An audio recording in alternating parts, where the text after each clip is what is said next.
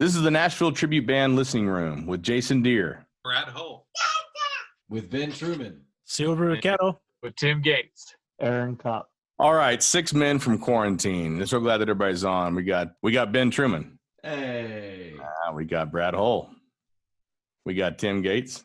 Hey. We got Silvio Richetto. Sounds that like he just went. I don't know what's going on with this microphone. So we got Aaron Kopp.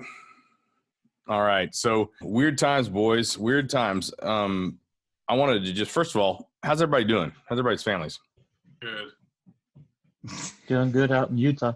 Everybody's good. Yeah, we got all we need here. Truman family had quite the last weekend, but overall we're really good. We said goodbye to our Aunt Rhonda, who was on a previous podcast, and we were sad that all the guys that are on this Zoom right now weren't able to be there in person because of all these restrictions, but you guys were definitely there in spirit, and we missed you, but we know Rhonda loves you just like the rest of us, and we're going to miss her. Yeah, for sure. Yeah, great lady. And it looked like a beautiful, there in Pine Valley. How was that being, when you guys lost your grandpa? It was a pretty serious shockwave to the Truman clan, and to have Rhonda buried right next to him, I'm sure that was beautiful and probably dredged up a lot of other things too. It's probably good and bad, huh? For sure. I mean, Pine Valley is slowly becoming the beating heart of the Truman family. I mean, with Grandpa there, now Rhonda, I mean, it's becoming a pretty sacred place. It already kind of was, right, for us, because that's where Grandpa grew up going. My dad grew up. The last time my dad rode a horse was probably out in Pine Valley when he was about 16 years old. So First time and last time. But he told us, because it was snowing that day for Rhonda's graveside service, and he said that's the first time that maybe in 20, 30 years that he had been there when it snowed in Pine Valley. So pretty crazy. Delmont talked about Pine Valley all the time. He loved that place for sure. You guys see all these things. I'm probably gonna get my numbers wrong, but yesterday, 6 plane loads of missionaries came home from the Philippines? Did I get that information correct? 6 entire planes. I can't remember how many of them, but 2,000. How many? 2,000? 2,000. Wow. That's different. It's an awesome thing. There's a kid from our ward in Brazil. It's on his way home. And my nephew from Ecuador is on his way back to Utah. Maddie, my daughter's in Norway, and she's in a holding pattern there. She knows she could go, but she certainly doesn't want to. Crazy stuff. Ben, you're facing some really crazy stuff. Not only did you just lose your aunt going through these earthquakes, but you're getting ready to have a baby any second. It's almost too much to kind of put my mind around, like thinking about saying goodbye to one of our most beloved people on the planet without a regular funeral, and worried about coronavirus and mass gatherings and all that. And now I'm trying to figure out how I'm going to keep my wife healthy for the next 2 weeks before we have this baby. And they have limitations at the hospital. Like, she's worried that I might not even be able to go in there now. It's just, it's a crazy time. It makes you, it humbles you in all sorts of ways to know that you could just be flicked like a piece of dirt across the universe any moment. And, my heart's literally outside my chest as I think about all these things, but we'll make it through, man. I'm just anxiously waiting for the day this baby's born so we can get back to our house and get quarantined for good for a couple of weeks. Just want to get to that point. So, Silvio, what's it like in Miami? I know that you said you went to the airport to take your uncle to the airport.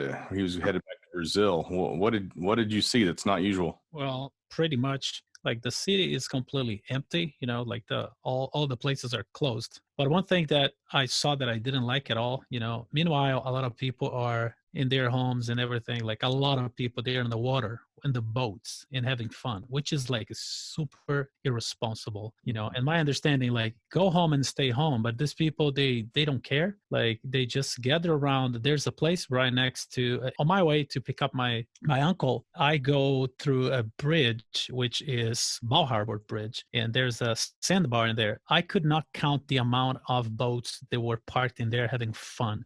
And I was like, how irresponsible is a family member to gather around a lot of people in the water, splashing? Like, come on. Salt water kills the virus, right? I'm not sure about that because, like, I mean, I just thought that it was very responsible, though. Like people just getting around, having fun, drinking beer. Like I think that they're thinking that vodka can fix everything.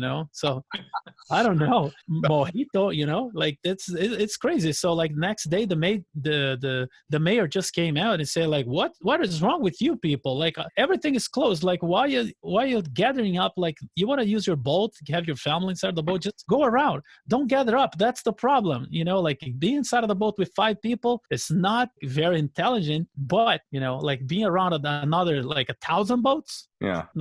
It's super stupid. Man. Everybody is trying to figure this thing out, right? They're the responsible people and the irresponsible people. So sadly, I see people like just acting like it's vacation time or something like that. And like all the spring breakers in Hollywood, it was just stupid. Like I was scared. We just had a bunch of members get chastised by the lieutenant governor up here in Salt Lake because all the families of these missionaries coming home gathered in the parking structure of the airport. Thousands of people just crammed in together. And, I understand people wanting to be, see their elders as soon as they get off that plane. But man, it was a bad situation up there. Well, let me ask a question here that well, first of all, we didn't make our way on around.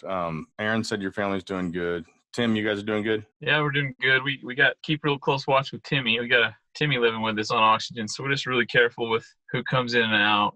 Is him being on oxygen up the risk, or is it just his? Yeah, being on oxygen ups the risk pretty bad. The percentage is way higher for him to get it if he's out and about. So he's been home, just sitting home every day. He wants to go for rides and stuff. We have to explain to him. He doesn't understand. He doesn't believe me. And so we just have all kinds of games. We step outside when it's nice, and like Silvio was saying, same thing here. If you go out in St. George, it's a traffic everywhere. People are frequenting the stores until just a couple days ago, and today they finally put a block on everything because everybody was just not really taking it serious. But we've been home and everything's good here. Nashville's like a ghost town. I mean, I'm not kidding. It is like a ghost town. And I complained several times about traffic in the last couple of years because it's gotten out of hand. Man, there ain't any traffic right now at all. It's like it's rare.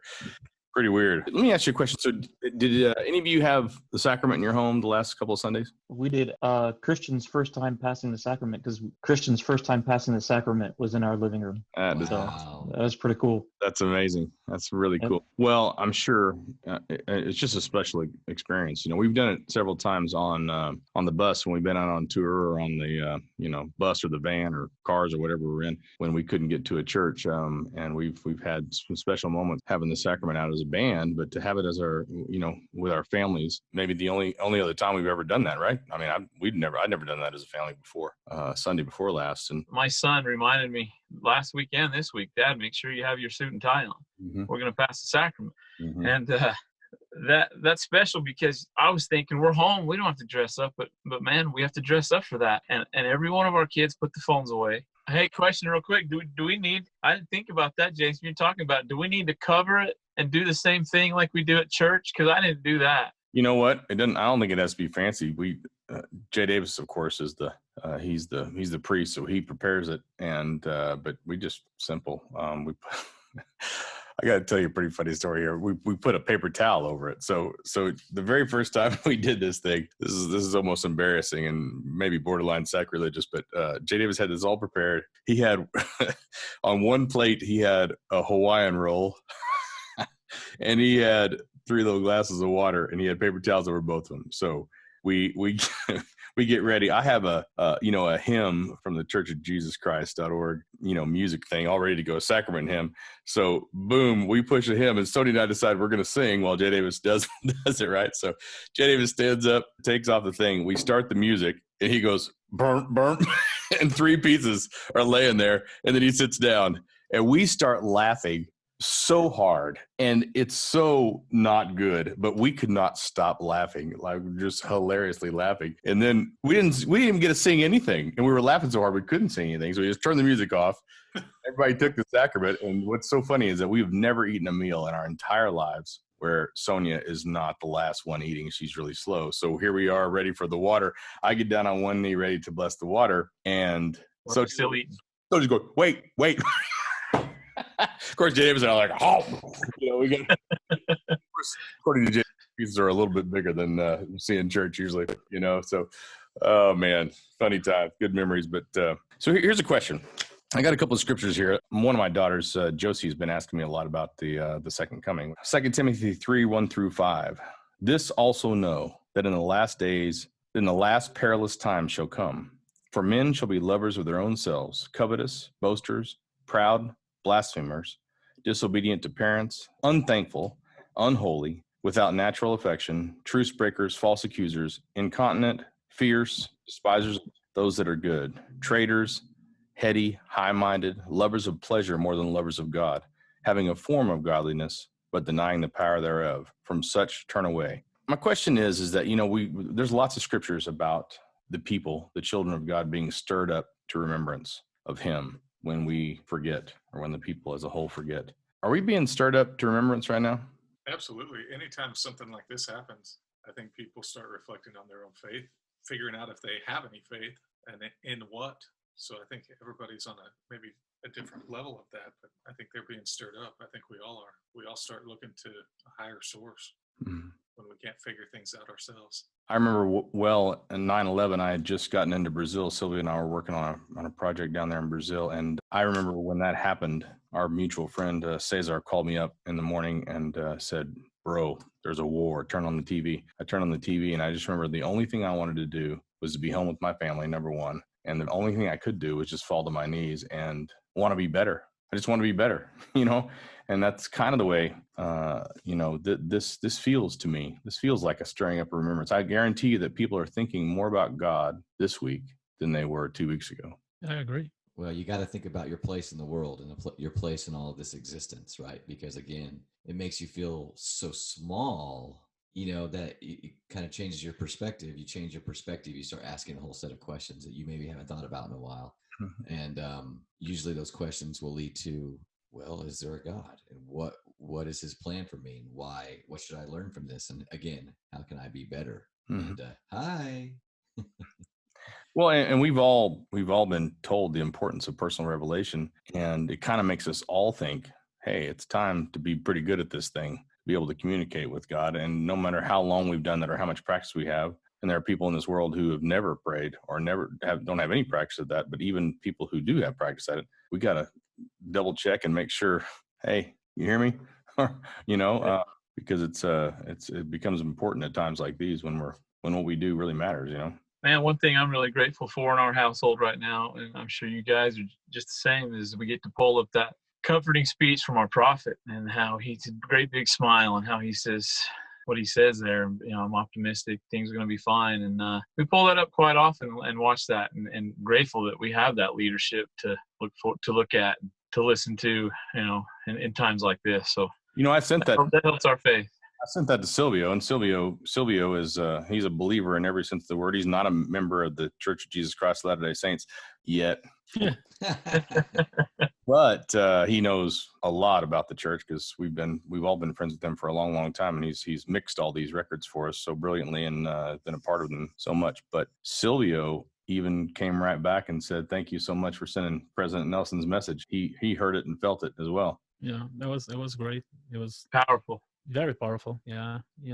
Like giving, just pretty much saying like, yeah, keep it together and believe and spend the time, to go and learn more about Jesus Christ, and then keep focused, because like this is out of control. And like, how can you control something that you don't see?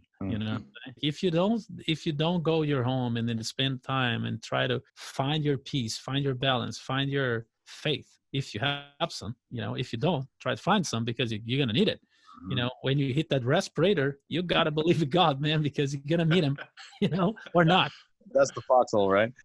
Matthew 24:36. But of that day and hour knoweth no man, no, not the angels of heaven, but my Father only. One other scripture talks about Matthew 24:14. In this gospel, the kingdom shall be preached in all the world for a witness unto all nations, and then shall the end come. There's a whole list of things that are supposed to happen before the second coming. We learned from our podcast that we just did with Carrie and Lori Holgate. They just got back from a mission, being the only two missionaries in the country of Iraq, in Kurdistan, Iraq. the gospel has been preached everywhere. And especially with, I mean, my daughter this morning, her job is on Facebook. They can't go place. So all these missionaries are, I mean, the gospel is in every country. It is being taught in every country. And one other one, for nation shall rise against nation and kingdom against kingdom. And there shall be famines and pestilences and earthquakes in divers places. Some people are saying, oh, this isn't the end yet. And we've always, when something major happens, we always say, oh, this is feeling like end times, but then, but it's not yet. But here's what I have to ask is, 2 Peter 3:10 says, but the day of the Lord will come as a thief in the night. So the second coming will come as a thief in the night, where we will probably all say, oh, it's not yet. But let me ask a question. And this has been heavy on my mind this morning in particular. Tell me any time. I mean, 9/11 was a big deal. We all lived through that.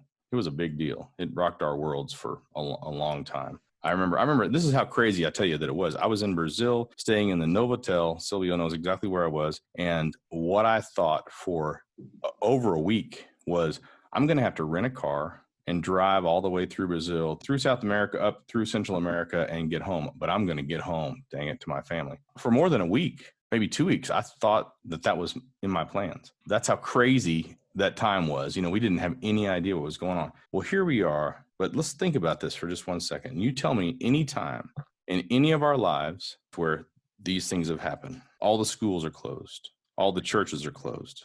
All the temples are closed. There's no work or extremely limited work for anybody. The stock market's plummeting. Borders are closed. Quarantine to our homes. Martial law is enforced in many places. And missionaries coming home in droves by the plane loads. Are we realizing the gravity of what's happening right now? And I know it's probably temporary, but have we ever faced even 2 of those things or 3 of those things to that degree? No. I've never seen it in my lifetime. It may be in local areas for some reason, but this is not only national, it's global. So Pile on tornadoes and earthquakes. It's like, and that's only, has to do with Tennessee and Utah, but which happens to apply here. But I think, that stuff just makes me wonder if it is around the corner. I don't think we can say it's not happening yet. If he's going to come as a thief in the night, then we've just got to be ready all the time, right? Yeah. I mean, it's much less about, is it happening, than it is, my goodness, am I ready if it's happening? Mm-hmm. I mean, that's the conversation quickly has to turn inward, because it is interesting to think how many things we know are going to, like you've been reading, will happen at the time of the second coming. Yet in the middle of all that stuff, in the middle of rumors of wars and all these things, it will also come like a thief in the night. That is pretty peculiar. That suggests that we can be gobbling up all these headlines and be like, wow, this is crazy. World's falling apart, guys, but it's okay because we got Netflix. It's like, is that the takeaway we're supposed to have? What do you remember in 3 Nephi chapter 11 when the Savior appears to the Nephites? Do you remember what it says that they're doing at the time that they first hear that voice? They're standing around in awe, and they almost can't speak, but they're talking amongst themselves about the earthquakes and the darkness and everything that's happened around them. And then they hear, and think about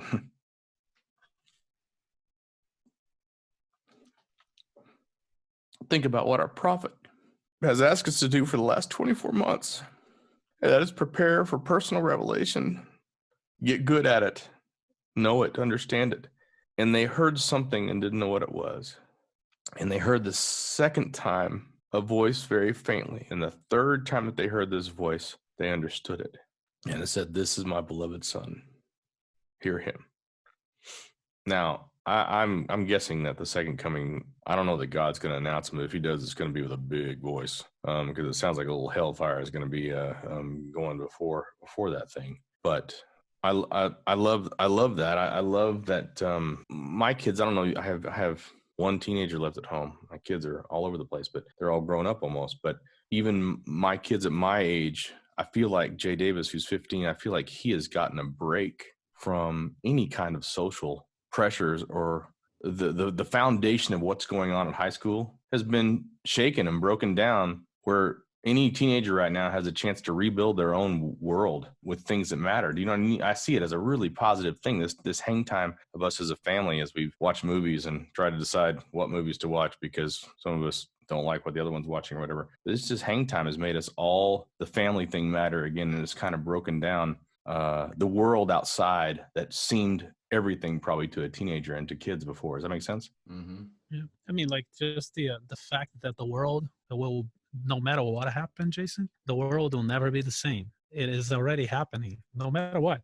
Because like economy, everything, you know, as you said, like the families are getting together again in reuniting, rethinking, disconnecting, you know, because this is what we have right now, you know, like I live by myself and then I use technology to be close to my friends, you know what I'm saying? But the deal is no matter what happened, you know, economy, how do you recover from this? How do you recover from, how do you ever be ready for anything, you know, after this? Because like it's a life that was before this, it's gonna be after this, but I have no idea what's gonna happen after. September 11th was pretty concentrated to America in, you know, like, but this thing, it's all over the place. Like I have family in Brazil, and then I have friends in Brazil, and then they all quarantine. Pay attention to the noise that we had already.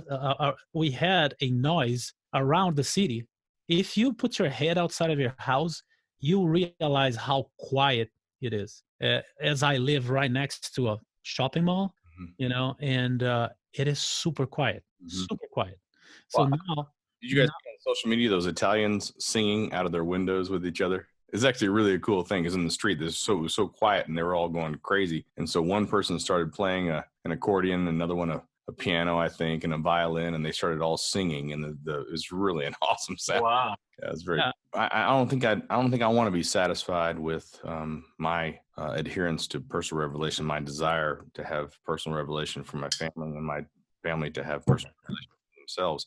I don't think I want to be satisfied with where I am now, because what if this goes another level? What if Ted Koppel in his book Lights Out is right? And what if the grids go down next week and we can't even do what we're doing right now?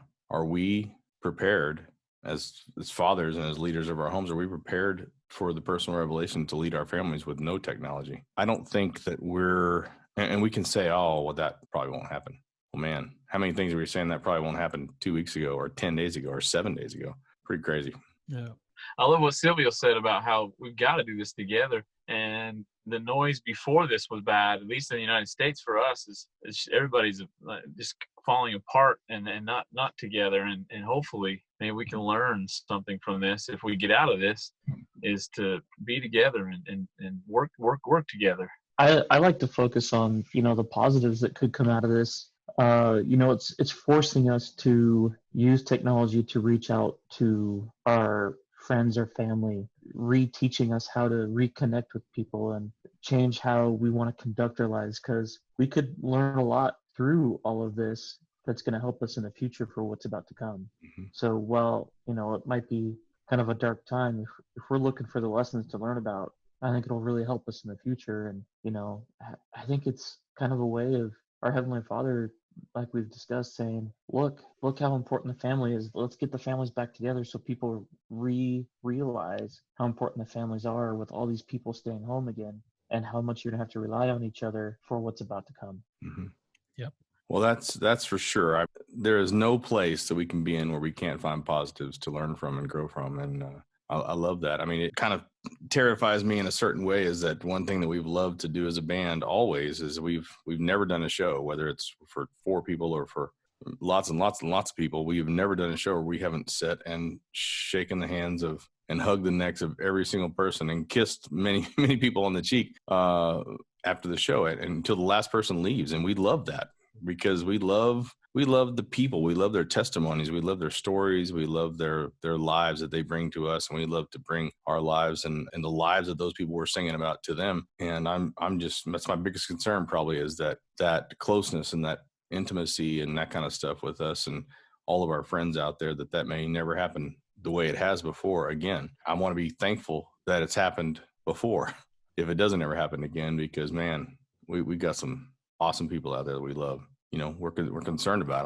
them. I'm concerned about them. I know you guys are, and we don't have much to offer but our music. But we hope that you're finding comfort in some of the gospel as it comes through our Nashville Tribute Band, Yeehaw, because we love you out there. I think because of the last show that I kind of get, like, I told you, Jason, I told the same thing to Tim. I said, like, I felt that I was born again in that stage. You know what I'm saying? I felt the Spirit.